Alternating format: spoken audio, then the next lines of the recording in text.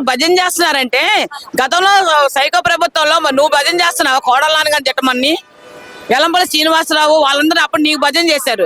ప్రజలకు పని చేయకుండా మీ ఎమ్మెల్యేలు మీ మంత్రులు అప్పుడు భజన చేస్తున్నారు. ఇవాళ కూట ప్రభుత్వం వచ్చిన తర్వాత ఒకరికొకరు సాయం చేసుకుంటూ ఎవరు కష్టాలు ఎవరున్నారో ప్రజలు అనేది తెలుసుకొని ప్రజల్లోకి వెళ్తాం, మంత్రులుగా ప్రజల్లోకి వెళ్తున్నారు. వాళ్ళ సమస్యలు కష్టాలు తీరుస్తున్నారు. ఇవాళ భజన అనరు. మీరు ఒకప్పుడు 5 సంవత్సరాలు మీరు చక్క భజన చేశారు. మీరు భజన చేయబట్టే మీకు అలవాటు ఉంది కాబట్టి ఇవాళ వాళ్ళని మీరు భజన అన్నారు. గతంలో మీరు ఏ భజనలు చేశారు? ఎంతసేపు నా అసెంబ్లీలో తిట్టుకోవడం, పరదా పట్ల కట్టుకోవడం, లోపల వెళ్ళిపోవడం, ఇది మీరు చేసిన పని.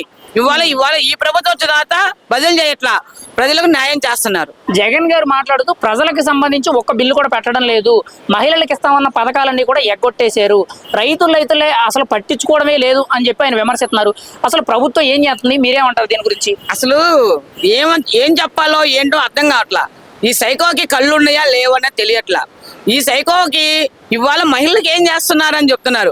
ఆ రోజు ఇవాళ మహిళలకు ఏం చేస్తున్నారు అనేది ఒక్కసారి కళ్ళు తెరిచి చూస్తే నీకు అర్థమవుతుంది. ఇవాళ ఏదైతే ఎన్టీ రామారావు గారు మహిళలకు ఉద్దేశించి డోకరా పెట్టారో అలాగే ఇవాళ వచ్చినటువంటి ప్రభుత్వం కూడా డోకరా వాళ్ళు కానీ, తల్లికి వందనం కానీ, ఫ్రీ బస్సులు కానీ ఇటువంటి కూడా మహిళలకు పెట్టారు.